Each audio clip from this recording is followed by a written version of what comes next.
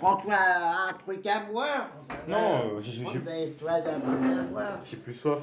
Ça va. Ça. Ok. Ah, je pense que j'ai dû oublier des trucs là-bas, peut-être. Ah non, du coup, il y a ça. ça. Et j'oublie une, je reviens. J'oublie une. Ah. Durant l'embuscade, du coup. Oui, quand ils ont coupé la route. Bah, et couper les routes, les Viettes et couper les routes pour empêcher les camions de tous les postes étaient ravitaillés. Ça fait le ravitaillement en nourriture, tout. Ouais. Voilà. Bah, et s'ils coupent les routes, le camion il peut pas passer. Hein. Ouais. Surtout sur une largeur de, je sais pas moi. Mais ils ont d'ici au mur en mettant voilà. Ah ouais. Mais ça, tu sais que ça suffit, ça sert en longueur. Hein. Le camion, il ne va pas passer. Ouais. En plus, c'est une embuscade. Ils sont planqués dans l'herbe à éléphant. C'est. Et par contre, il y a ça aussi. T'as nettoyé un ravin qui se retranchait des groupes de rebelles. C'est quoi ça? De quoi? Ça. Ah, ça c'est en Algérie. En Algérie, ça. En 59. Ah, c'est Djebel. En nettoyant d'un ravin, bah oui, c'est ce que je te disais tout à l'heure. T'as des trous, t'as des. Comment je pourrais dire? Tu vois, en montagne, en France, t'as des trous, t'as des ravins, t'as des oueds, t'as des. Ben, ils se planquaient là-dedans. Il fallait les chercher. Eux, ils t'attendent. T'as pas à te casser la tête. Hein. Tu prenais l'hélicoptère, t'étais héliporté sur un piton. Fallait descendre le piton et fouiller les rochers en dessous, sur les côtés. Voilà. Et ben, jusqu'au moment où tu leur tombes dessus. En général, ça fait mal parce que c'est toi qui dérouilles, hein. C'est pas eux. Là. Après, c'est eux qui dérouillent. Mais quand c'est toi qui dérouilles, là, t'as des morts. Là. Ouais. Ah oui, c'est ça. Là. Bah, du coup, apparemment, t'as attrapé un PM. C'est quoi un PM? J'en ai tué un prisonnier militaire.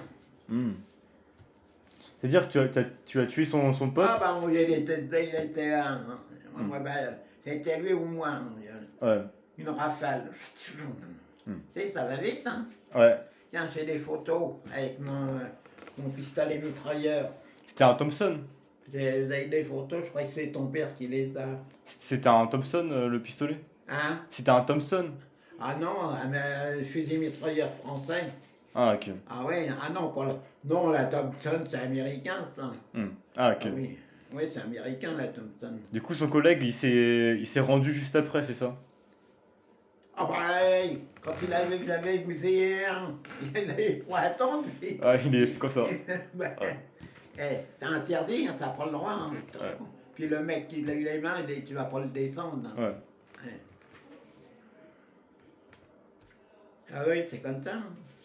C'est toi ou lui, mon gars. Il n'y a pas de temps. Puis quand t'es dans des moments comme ça, t'es à moitié zinzin. Comment ça, à moitié zinzin? Ah, ouais. Comment ça, t'es à moitié zinzin dans ces moments comme ça? Hein? Comment ça, tu es à moitié zinzin dans ces moments comme ça? T'as le bruit de l'hélicoptère déjà que t'entends. Tu sais, ça t'a brouté. Plus la trouille que t'as. Parce que celui qui dit j'ai jamais peur, non. Ouais, c'est les menteurs, ça. Mon œil, ouais. Bon. La trouille, tu sais pas où tu vas aller, tu sais pas. T'entends tirer à droite, t'entends tirer à gauche, t'entends tirer plus loin, t'entends. Ah ouais. Ça fait du bruit, ça. Ouais. Alors. Tu sais pas où ça tire, du coup. Alors, jusqu'au moment où tu tombes sur les mecs. Hein. Ton vent, c'est un réflexe d'instant. Ah, puis ça va vite, tu sais. Une mitraillette. 30 cartouches. Hein. Bah, c'est une rafale, t'as pas besoin du chargeur. J'en ai, les chargeurs, j'avais 8 chargeurs. Ouais. 8 chargeurs de 30 cartouches. Ça faisait, oui, 8 chargeurs de 30 cartouches, plus 300 cartouches dans le sac, dans le dos. Pourquoi 300 cartouches? Ah bah, les munitions, si t'arrives que tu n'as plus de munitions, c'est de la réserve. Plus 6 grenades. 6 grenades? Ah, c'est énorme. 2 offensives. Ça, c'est l'offensive, ça fait du bruit, mais ça tue pas. C'est du plot qu'il y a dedans. Mais c'est le bruit qui te...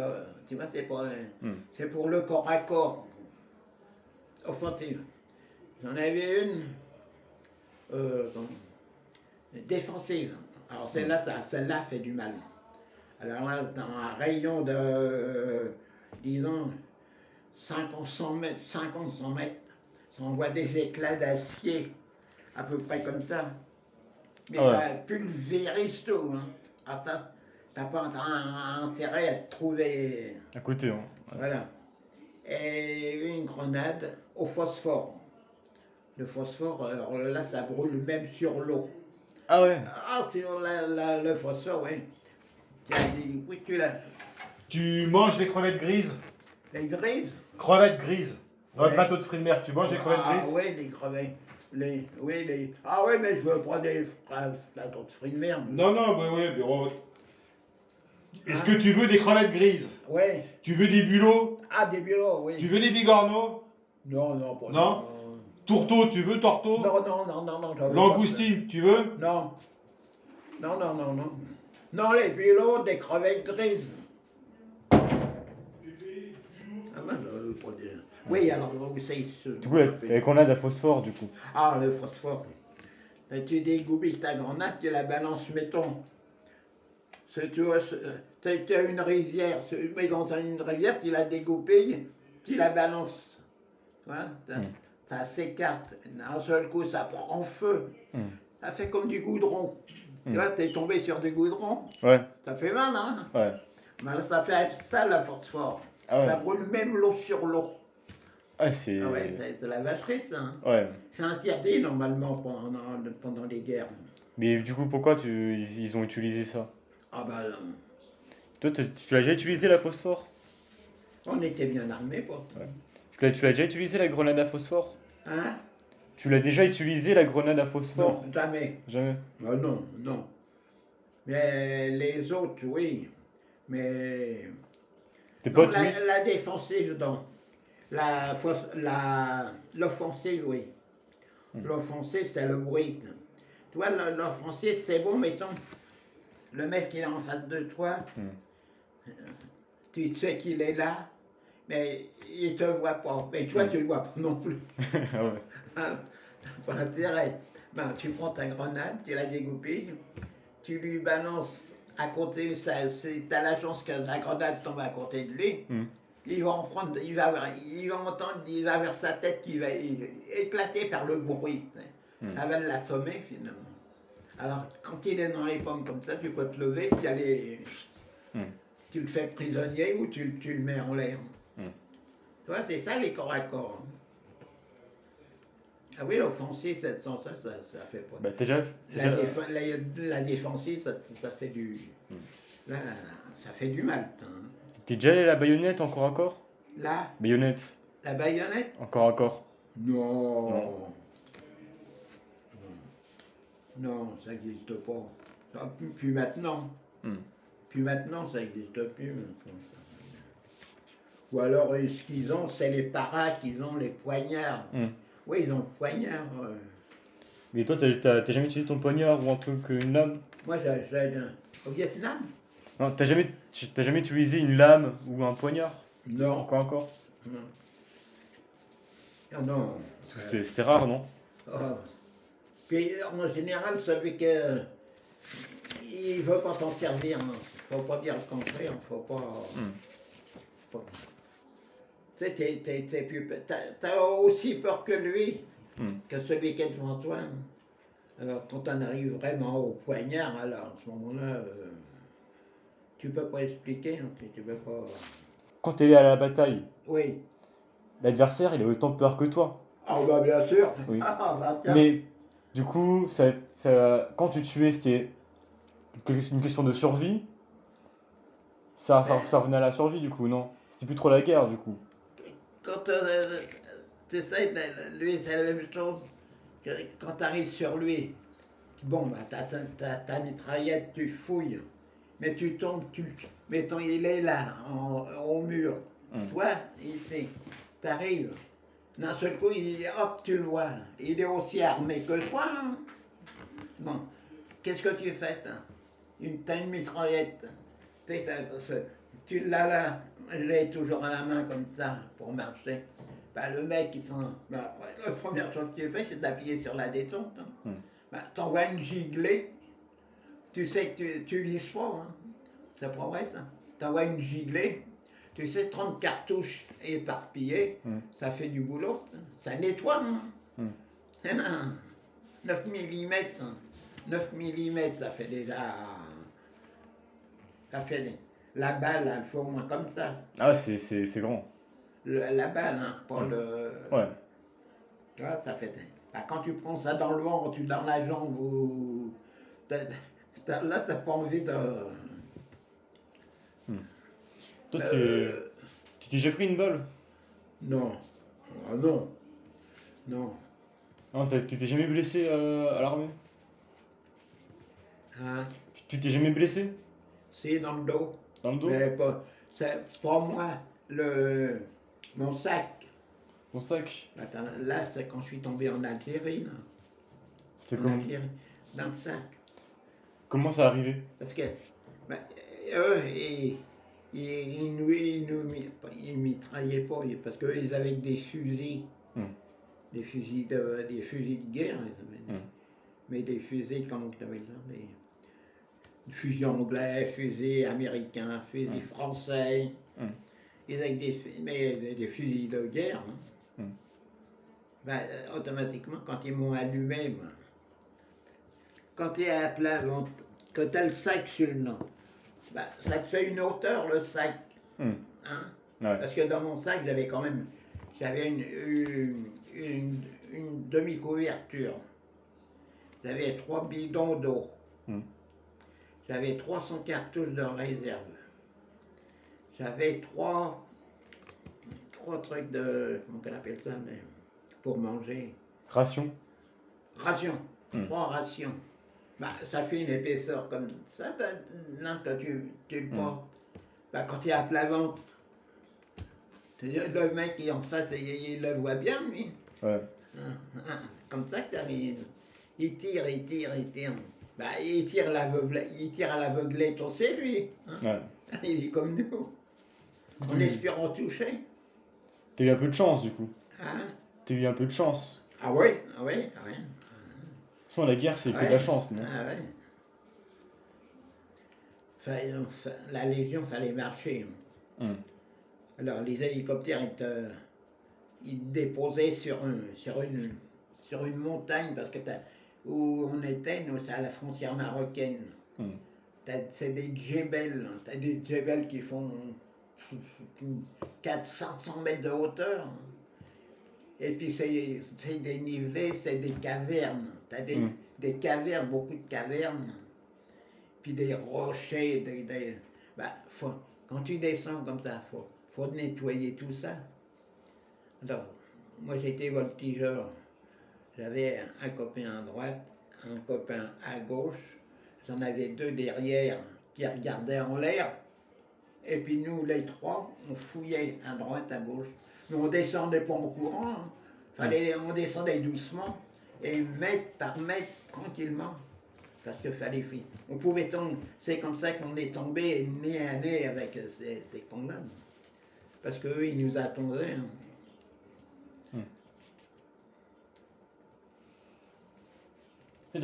Puis quand tu es dans un hélicoptère, t'entends rien. Hein. Ouais.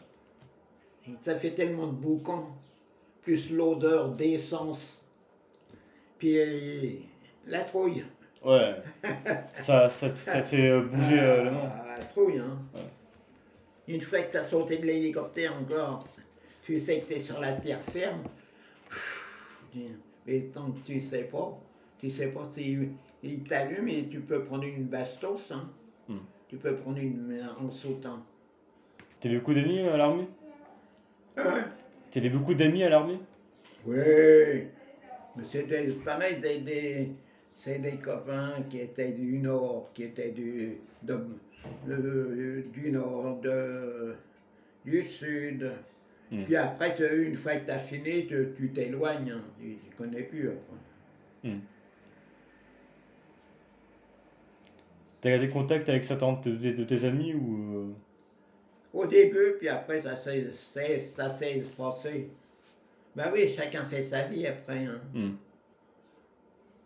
Tant que tu es militaire, bon, ben, tu vis ensemble, tu sors ensemble, faut avoir 20 ans pour exemple. Moi, j'ai toujours aimé l'aventure comme ça. Oh, ben, ça n'a pas traîné pour l'Indochine. Je me suis engagé 51 au mois d'octobre. Octobre, novembre, on était à Versailles. Novembre, décembre au premier RIC. C'est là qu'on a touché les piqûres. Tu sais, les piqûres pour les colonies. Les vaccins? Les vaccins. Après, hop, direction Marseille. À Marseille, on est resté un mois. Et on a embarqué, on a pris le bateau au mois de janvier. Oh, j'avais la crève. J'avais la crève. Oh, j'avais attrapé un rhume. Là, j'étais mal foutu. Je suis monté sur le bateau. 3 jours après, j'avais plus rien. Tu sais pourquoi? Bah, on était déjà dans... Presque on avait passé l'Italie, on était à Port Saïd. Ah oui, il y a le copain du haut, il dit, ça a l'air d'aller bien, toi, ça va? On dit, oui, il dit, qu'est-ce que tu tenais, hein? Oui, j'avais un petit rhume. Oh la vache. Ben, c'est ce qui m'a guéri, moi, tu vois, le changement de temps. Après, il a fait chaud, à Marseille, il faisait froid. C'était en hiver, hein, c'était pour ça. Ouais. On a mis un mois, encore un mois de bateau. Ouais, c'est beaucoup, hein. C'était comment la vie dans le bateau? Ah ben, dans le bateau, il y était 3000 bonhommes. Ah ouais, La valeur de 4 étages, le Ah ouais. bateau. C'est énorme. Tiens, le Pasteur, je me rappellerai toujours. Le Pasteur? Le nom, le Pasteur. Pourquoi? Parce que c'était le nom du bateau, mais je te dis 3000 bonhommes là-dedans. Mais il y avait une discipline. T'es levé à telle heure, le rompé à 7h, 17h. Puis ce qu'il y a, on mangeait bien là-dessus. Ah, puis tu pouvais voir la mer, hein, tu pouvais... Mais là, c'était vraiment... Là, j'en ai passé des mers, là. Les poissons d'argent. Ils suivaient le bateau, les dauphins. Après, les requins, j'en ai vu, mais quand on a attaqué la mer Rouge, là, il y avait des requins. Là. Tu sais pourquoi il y avait des requins? J'avais 2 copains avec moi. Il y en a un qui travaillait aux cuisines. Et tu vas voir, ça m'étonnerait tu vas voir quand ils vont balancer le reste de cuisine. Parce que les restes de cuisine, tu as des machins, ils défont la viande, les os, la viande, la peau, tout ça. Ouais. Tout ça à la mer. Bah, tu pouvais être sûr que les requins au large, tu les voyais, ils tournaient autour du bateau. Comment? Tu voyais que les ailerons, hein? Les ailerons, c'est déjà... Tu voyais qu'ils tournaient, ils disaient, regarde. Il tournait le requin, il tournait autour du bateau. Oui. Ouais. Bah oui, les cancanes. Moi, ça mange les restes, hein. C'est bien. Les cuisines, quand ils balancent les restes comme ça. Ouais. Les, Pas de gâchis, hein. ça attire du monde là. Ah ouais. Y a pas de gâchis comme ça, c'est des poubelles Là, naturelles. il y en avait des requins là. Ouais. Des gros? Ah. Des gros requins? Je te dis que tu voyais que les ailerons. Mais tu vois déjà les ailerons des morceaux quand même. Ah ouais. Il devait pas être petit. Hein. Puis déjà la mer Rouge, là, l'eau est chaude déjà, tu vois, elle n'est pas froide. Ouais. Bah, tu vois, au moins tu pollues pas, tu vois, tu pollues pas. Ouais. C'est naturel. Oh bah, quand t'es 3000 bonhommes, ça va te donner à bouffer. Hein. Ouais, 3000 bonhommes, c'est que ça mange. Ouais. Bah, tu vois, les pêcheurs de patates, les restants de viande. T'as des bouchers quand même sur le bateau qui décortiquent les morceaux de viande. Bah, les os, tout ça, ça partait hop à la mer. Le matin, arrivé jusqu'à midi, ça t'arrivait de. Il nous expliquait, il nous faisait voir la carte déjà sur le bateau. La carte où on était, l'endroit où on était, l'endroit qu'on allait passer, d'étape en étape, qu'on allait passer, l'heure d'arrivée, qu'on arriverait à peu près, et puis après, quand vous serez muté, vous serez dans chaque régiment, vous ne serez pas ensemble, vous serez dispersés. Là, c'est marqué, c'est pour les anciens combattants, ça. Oui, ben les gentils. Là, c'est marqué. Secrétaire d'État à la Défense et aux anciens combattants a souhaité en 2010 rendre hommage à tous les anciens combattants de la Seconde Guerre mondiale. Ah bon, parce que c'est. Oui, parce que la Seconde Guerre mondiale, l'Algérie n'était pas comprise, non, c'était pas une guerre, l'Algérie. Ça a été une guerre quand on a perdu l'Indochine. Là, en Indochine, c'était une guerre quand même. Parce que les Viettes. C'était armée contre armée. En dernier, ils avaient les chars d'assaut chinois. Ils avaient l'artillerie chinoise. Tout l'armement chinois. Ouais. Au début, contre les Viet Cong, au début c'était. Au début, ils avaient le coupe-coupe. En Indochine, ils avaient rien. Ils avaient poignard, ils avaient couteau, ils avaient coupe-coupe.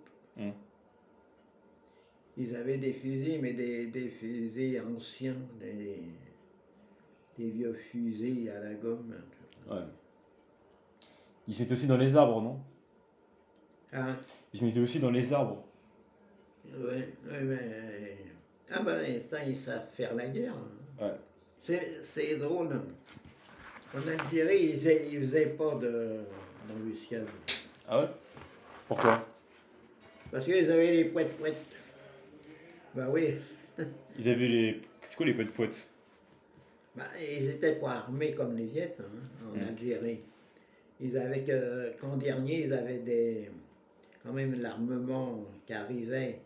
Mais c'est de l'armement, c'est étranger. L'armement étranger les fait la gueule. On était là pour protéger les pieds noirs. Voilà. C'est tout. La preuve que les pieds noirs, après, ils sont partis. Et toi, tu en avais quelque chose à faire des pieds noirs? Ou... Je n'ai jamais connu de pieds noirs là-bas, moi. Alors pourquoi tu faisais la guerre Algérie si tu t'en foutais des pieds noirs? Parce que j'ai été désigné.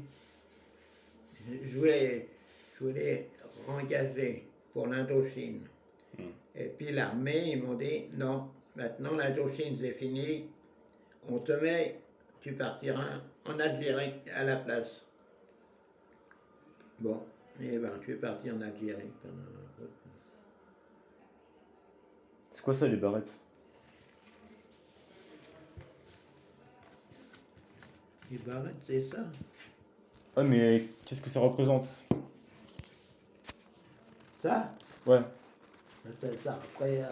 après, c'est celui qui a fait la médaille, ça représente un peu comme la croix de guerre, mais de toucher à la croix de guerre. Là, tu vois comment ça représente. Ça représente la croix de guerre, c'est comme ça, c'est la croix de guerre. T'as des que là, t'as rien du tout. Là, t'as rien du tout. Ça représente une médaille symbolique. C'est tout. C'est une médaille pour avoir fait quoi? Pour avoir fait la guerre d'Algérie? C'est une. Comme quoi, tu as participé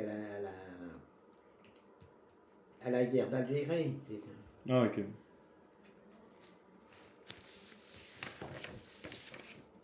Ça. Ah, c'est croix du combattant volontaire avec barrette. Indochine. Ouais. On va dire. Mais pourquoi tu as des diplômes de combattant de la Seconde Guerre mondiale si tu étais encore petit quand tu as fait la Seconde Guerre mondiale? Pas quand la Seconde Guerre mondiale a commencé. Hein? Parce que là, je vois, tu as des diplômes d'anciens combattants qui ont fait la Seconde Guerre mondiale. Oui. Mais pourtant, durant la Seconde Guerre mondiale, tu étais encore petit. Ton père, ton père, il a été combattant durant la Seconde Guerre mondiale?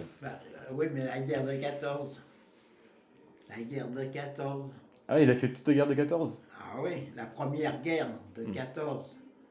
Il l'a fait. Il t'a raconté comment c'était? Oh ben, il était malheureux. Il était malheureux dans les tranchées, je pense. Ils avaient des poux, ils avaient des puces. Ils avaient tout. Ça a duré quand même 4 ans. Hein, 3 ans. Ah, puis ça a été tous les jours, tous les jours, tous les jours, tous les jours. Ah oui, la Première Guerre mondiale. Il t'a raconté un peu comment il vivait dans les tranchées ou il t'a rien dit Oui, mais il me disait, oui, je l'ai, sa croix de guerre. Eh bien, elle est comme la mienne, tu vois. Ouais. Sauf que c'est pour ça que je te dis, la croix de guerre, elle s'arrête à la guerre d'Indochine. En Indochine, on a tous les jours, tous les jours, tous les jours. C'était vraiment une guerre.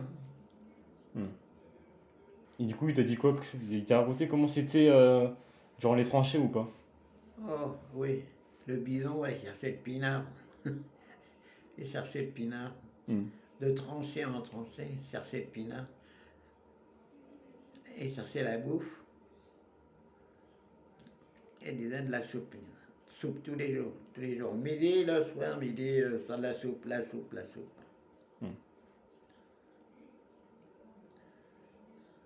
Ah, Il combattait avec qui? il les aimait. Après, il est tombé malade. Mais avant, mon père, il me disait, il travaillait avec d'abord,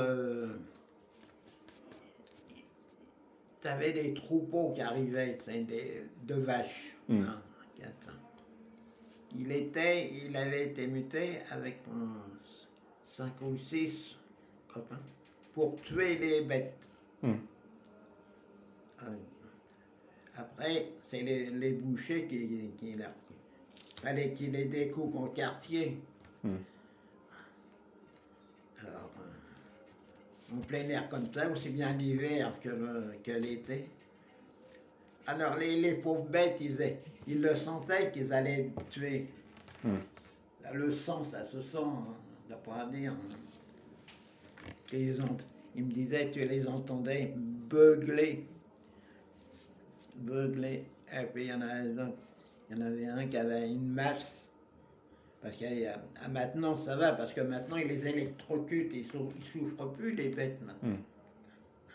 Mais à cette époque-là, il fallait d'abord les assommer. Et l'autre, il leur coupait la veine. Hmm. Puis il les saignait, quoi. Et l'autre, une fois qu'il était mort, les, les dépouillait, t'aurais vu les mouches? Il y avait les mouches, là. Ils étaient grosses, les mouches. Hmm. Bah oui. Récupérer le sang dans des gamelles. Il t'a raconté un peu aussi les batailles qu'il a fait ou pas? Oui, mais il n'a pas. Quand il était prisonnier, il n'est pas resté longtemps parce qu'il avait été blessé. Il a été blessé, c'est justement un Allemand qui l'a soigné. Tu te rends compte? Ah ouais? Un Allemand qui l'a soigné. Raconte. Oui, parce qu'ils avançaient. Il me disait, ils avançaient, tu vois, de tranchée en tranchée. Hmm. Alors, tu avais les Allemands, les Français. Hmm. Les Allemands, ils avançaient, ils reculaient. Les Français avançaient, ils reculaient. Alors, des fois, toc, les Français reculaient un peu trop, alors les Allemands avançaient, hop, ils arrêtaient. Et puis les Français qui étaient blessés, ils n'étaient pas morts, ils restaient sur place. Et les Allemands, hop, ils passaient devant. Ils étaient plus humains quand même, les Allemands, parce que des médecins, ils les soignaient. Et ils les laissaient sur place. Ils les soignaient, puis ils les laissaient sur place. Ils les tuaient pas, tu vois. Du coup, il a été blessé par balle, puis soigné par un Allemand, c'est Ah, ça? par balle, oui. Il s'était pris une balle où? Dans l'épaule. Ah, pas loin, hein. Oui, dans l'épaule. Il me disait toujours, tu vois ça? Hein, ça faisait une cicatrice, tu vois, comme ça. C'est un Allemand qui est un brancardier. Oui, ils avaient la croix rouge sur le casque. Ouais. Alors là, il fallait respecter, là. Tu n'avais pas le droit de tirer sur Sur les infirmiers. un dernier. Il l'a soigné comme ça, il a foutu un pansement. Et puis là, il lui a dit rester sur place. D'abord, il n'aurait pas pu me lever, ce qu'il me dit. Je lui parle, rester sur place. Puis après, tu as des brancardiers qui sont venus avec des. Qui l'ont mis dessus, puis hop, il l'a à l'hôpital, chez les Allemands. Là. Du coup, après, il a été soigné. Après, ils l'ont relâché après, quand ils étaient comme ça, ils ne gardaient pas les blessés comme ça. Il ne peut mis en prison? Il les remettait à l'armée française. T'es reconnu, déjà, t'es blessé, t'as une blessure. Donc, t'as le droit à la croix de guerre, déjà. Après, c'est suivant ce que t'as. Si t'es faible, aussi tu peux repartir au front. Mais quand tu as une balle dans l'épaule, après ça te fait un handicap. Tu ne peux plus te servir d'un fusil une fois qu'il y a une balle dans l'épaule. Alors, il a été derrière. C'est là qu'il a connu ma mère. Elle était infirmière, elle. C'est là qu'il l'a connue. Il n'a pas été blessé par le gaz moutarde aussi, non? Hein? Il n'a pas été blessé par le gaz moutarde aussi, non? Non. Non. Ok. Et les Allemands étaient plus humains, tu vois. À cette époque-là. Hein. Ouais. Il a été blessé en quelle année? Sur quelle bataille? En 15, je crois. 1915? 1915. Durant quelle bataille? Dans la Marne. Durant la Marne? À Toul. À Thun? Toul. Toul. Ouais. Ton père, est-ce qu'il a fait la bataille de Verdun? À Verdun? Oui. Bah oui, justement, ça en fait partie, ça. Verdun. Bah oui, il a fait Verdun. Il a fait la Marne et Verdun. Bah je l'ai en photo, là, quand il reçoit par le colonel, il reçoit la médaille de Verdun. Ah ouais. Ah ben, ta grand-mère, elle a la photo, là. Il t'a raconté comment c'était Verdun? Hein? Il t'a raconté comment c'était Verdun? Verdun, bah, c'était au jour le jour. Et ça dépendait. Mais t'entendais le canon tous les jours, t'entendais le canon. Tous les jours, t'avais Les régiments, t'en avais qui montaient, t'en avais qui redescendaient, la moitié. Il y en a un qui montait et redescendait. Plus tous les jours les blessés. Et les blessés, quand même. Par le train, par les camions, enfin des espèces de camions, on me disait, c'est des poubelles. T'as eu Verdun, t'as eu Craonne, t'as eu... Qu'est-ce qu'il y a eu encore? Du Haut-Mont, t'as eu tous les grandes batailles là, du Haut-Mont. Qu'est-ce que t'as eu encore? T'en as eu beaucoup là. Du coup, oui, ton T'avais père. des morts tous les jours, tous les jours, t'avais des morts, tous les jours. Tu te rends compte le moral qu'ils devaient avoir les... Ouais. Du coup, il a fait la bataille de la Marne à Toul. Oh là là, tous les jours t'avais des morts. Ouais. Tous les jours. Du coup, il a fait Toul, Verdun et quoi d'autre? Bah c'est déjà pas mal, hein. Il a fait les deux? Ok. Ah, dis donc, c'est déjà pas mal quand t'avais Verdun, puis tous les restes. Bah, ça a duré quand même 4 ans, hein. 4 ans de guerre. Hein. Bah, la guerre à fond, là. Hein. Ouais. Tous les jours, t'as eu des morts, des morts. Sans compter les grands blessés, hein, les aveugles, ceux qui avaient blessé de la bouche. T'as eu de la coste, hein, c'est une guerre comme ça.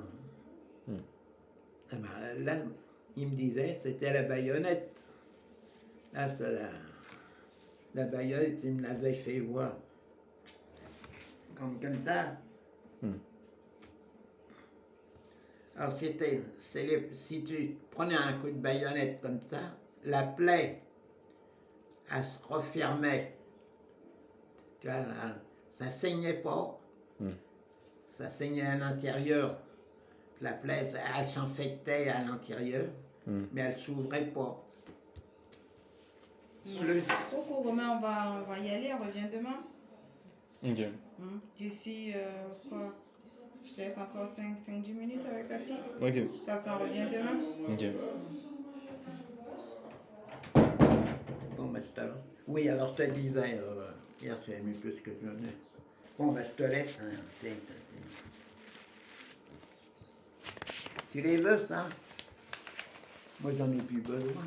Ah. T'en veux plus? Non, non, ça ne me sert plus à rien. Tiens, là, il y a un tatou, là. Voilà. Merci beaucoup. Voilà.